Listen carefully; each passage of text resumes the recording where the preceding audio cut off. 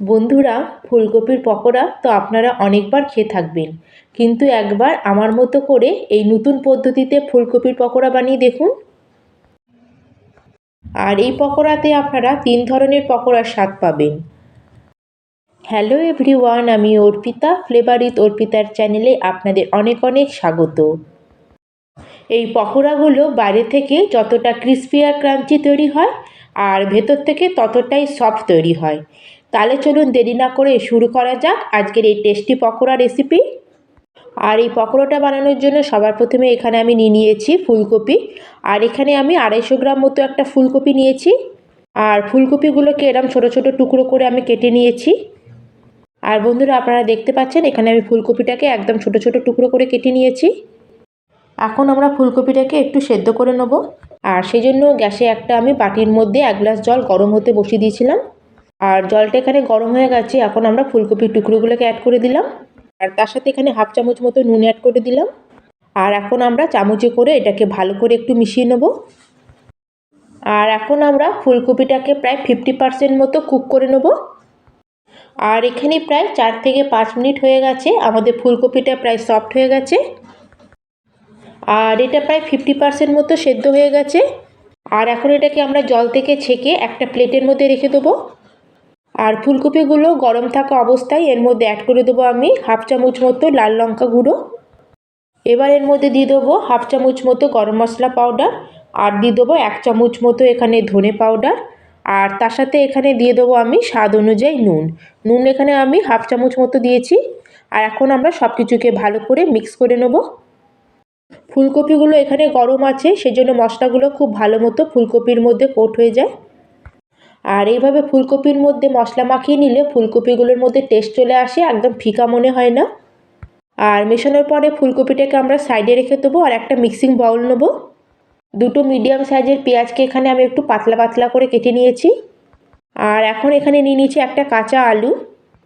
আর এখানে একটা বড় সাইজের আলুকে খোসা ছাড়িয়ে আমি গ্রেটারে গ্রেট করে তারপরে ভালো করে জল দিয়ে ধুয়ে জলটা ছেঁকে আমি এখানে নিয়ে চলে এসেছি। আর এখন আমি এর মধ্যে অ্যাড করে দেবো 1 ইঞ্চি আদার টুকরো, 3খানা কাঁচা লঙ্কা আর 4-5 কোয়া মতো রসুন। এটাকে আমি ক্রাশ করে এর মধ্যে অ্যাড করছি। এখন এর মধ্যে অ্যাড করে দেবো আমি 1/2 চামচ মতো জোয়ানটাকে আপনারা হাতে এইভাবে একটু ক্রাশ করে অ্যাড করবেন, তাতে ফ্লেভারটা খুব সুন্দর আসবে। আর ফুলকপিতে গ্যাস হয়, সেই জন্য সামান্য একটু জোয়ান অ্যাড করলেও আমাদের ডাইজেশনের জন্য ভালো হয়। এবার এর মধ্যে দিয়ে দিচ্ছি আমি 1/2 চামচ হলুদ। আর 1/2 চামচ মতো অ্যাড করে দিলাম নুন। আর এখন আমরা সব কিছুকে খুব ভালো করে মিশিয়ে নেব।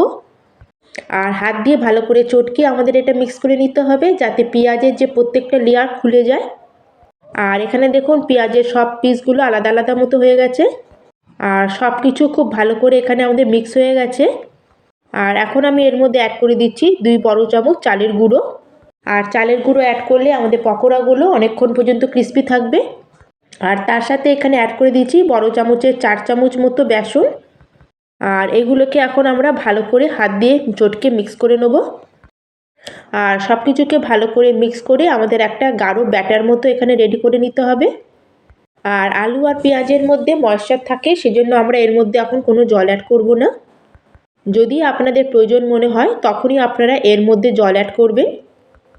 যদি আপনাদের এই সময় মনে হয় যে ব্যাটারটা একটু গাঢ় মতো লাগছে, তখন আপনারা এখানে 1-2 চামচ মতো জল অ্যাড করবেন, তার থেকে বেশি না।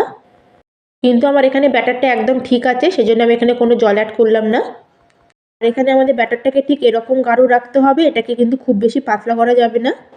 এবার এর মধ্যে দিয়ে দেবো একটা ফুলকপির পিস। আর ফুলকপির পিসটাকে আলু আর পেঁয়াজের ব্যাটারের মধ্যে দেবো। আর আমাদের তৈরি করে রাখা ব্যাটারটাকে এখন ফুলকপির চারিদিকে লাগিয়ে নিতে হবে। আর এইভাবে ফুলকপিটাকে চারিদিক থেকে কোট করে আমাদের একটা বলের মতো শেপ তৈরি করে নিতে হবে। আর এইগুলো তৈরি করা খুবই সহজ, আমি আরেকটা আপনাদের করে দেখাচ্ছি।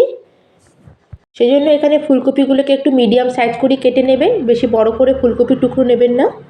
আর এইভাবে খুব ইজিলি এগুলো তৈরি হয়ে যায়। তাহলে চলুন এখন আমরা এগুলোকে ফ্রাই করে নেব। আর এগুলো ফ্রাই করার জন্য গ্যাসে আগে কড়াইতে আমি কিছুটা পরিমাণে তেল আগের থেকে গরম হতে বসিয়ে দিয়েছিলাম। আর তেলটা খুব ভালো মতো এখানে গরম হয়ে গেছে। আর তেলটা এখানে ভালো মতো গরম হয়ে গেলে আমাদের তৈরি করে রাখা যে বলগুলো ছিল সেগুলো এক এক করে আমরা এর মধ্যে অ্যাড করে দেবো। আর এবার আমরা গ্যাসের ফ্লেমটাকে লো টু মিডিয়ামে রেখে এগুলোকে ফ্রাই করে নেব। আর এইভাবে গ্যাসের ফ্লেমটাকে লো টু মিডিয়ামে করে আমাদের উল্টে পাল্টে এগুলোকে আমরা ফ্রাই করে নেব। আর এখানে ফুলকপিগুলো আমাদের বয়েল করা আছে, সেজন্য এগুলোকে আমরা বেশি সময় পর্যন্ত ফ্রাই করব না। আর যখন উপরে হালকা একটু ক্রিস্পি হয়ে যাবে তখন আমাদের মিডিয়াম ফ্লেমে এগুলোকে কন্টিনিউ নাড়িয়ে এগুলোকে ফ্রাই করে নেব, যাতে সবগুলোর মধ্যে সমানভাবে কালার চলে আসে। আর এখানে দেখুন বন্ধুরা, এগুলোকে আমি ফ্রাই করছি প্রায় 6 থেকে 7 মিনিট হয়ে গেছে। আর এগুলো ক্রিস্পিও হয়ে গেছে আর একটা সুন্দর গোল্ডেন কালারও চলে এসেছে এর উপরে। এখন এগুলোকে আমরা ভালো করে তেল ঝরিয়ে আমরা তেল থেকে এগুলোকে বার করে নেব। আর একই রকমভাবে আমাদের বাকি বেঁচে থাকা পকোড়াগুলোকেও আমরা ফ্রাই করে নেব। আর দেখুন কত সুন্দর লাগছে দেখতে এগুলো। আর এই দেখুন বন্ধুরা, এইভাবে আমি সব পকোড়াগুলোকে ফ্রাই করে নিয়েছি। আর আপনারা দেখেই বুঝতে পারছেন যে এই পকোড়াগুলো কতটা ক্রিস্পি তৈরি হয়েছে। আপনারা এই পকোড়াগুলোকে কোনো রকম চাটনি ছাড়া শুধু উপরে সামান্য একটু চাট মশলা ছিটিয়েও খাবেন, তাতেও খুব টেস্টি লাগবে। আর এই পকোড়াগুলো বাইরে থেকে ক্রিস্পি আর ভেতর থেকে একদম সফট তৈরি হয়। আর এই পকোড়ার মধ্যে আপনারা ফুলকপি, আলু আর পেঁয়াজ 3টে পকোড়ারই স্বাদ পাবেন। তাহলে আপনারা রেসিপিটা ট্রাই করুন। আর আপনাদের রেসিপিটা কেমন লাগলো অবশ্যই আমাকে কমেন্ট করে জানাবেন। আর ভিডিওটাকে লাইক শেয়ার করে দেবেন। আর চ্যানেলে যদি নতুন হয়ে থাকে চ্যানেলটিকে প্লিজ সাবস্ক্রাইব করে দেবেন। তাহলে এখানেই শেষ করলাম, ধন্যবাদ।